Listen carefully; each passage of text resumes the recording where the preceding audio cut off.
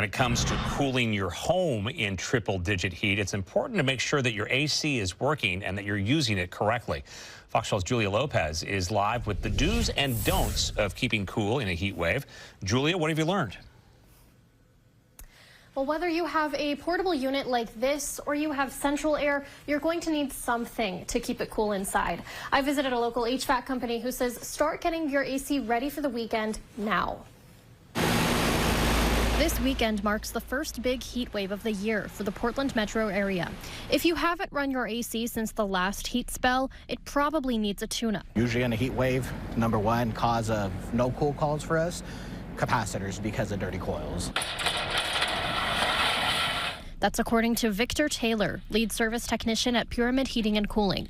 Is number one, cleaning the coil that's on your central unit, that's on the outside portion. The cleaner that is, the more air that passes through. To clean your central unit, turn the breaker off and grab a hose with a nozzle. Then you'll see an accumulation of cottonwood or dirt, right? And just at an angle to make sure, not at a high, super high pressure, but enough just to push that dirt off of the coil at an angle. Another part to keep clean, your filter.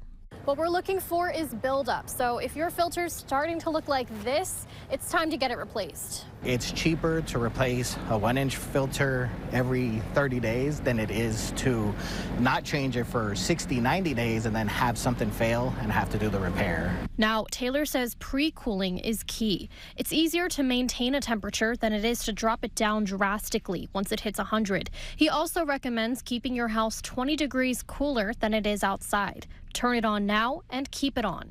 72, 74, 76 if it's 100 degrees out, because if it consistently runs, what happens and it doesn't have a break, it'll start to freeze. And once it starts to freeze, it will cause restrictions, damage, and it takes forever for it to thaw out. He tells customers keep it at one reasonable temperature. If you set it to 60 and it's 100 outside, it won't get cold and your system will be overworked. If you have a portable or a window unit, those can get overworked too. He says if it's in a room you're spending time in, close the door. Also, make sure your windows are closed and shades are drawn. He adds heat rises, so you may want to focus on cooling downstairs during the day. Just kind of huddle up there until the nighttime comes and then move them upstairs because the outside temperature will help. Taylor says if you run into a problem, don't panic. First, check for the obvious. Make sure that the breaker controlling your outdoor unit is on, or make sure that the filter in your portable unit is clear. In Beaverton, Julia Lopez, Fox 12 Oregon.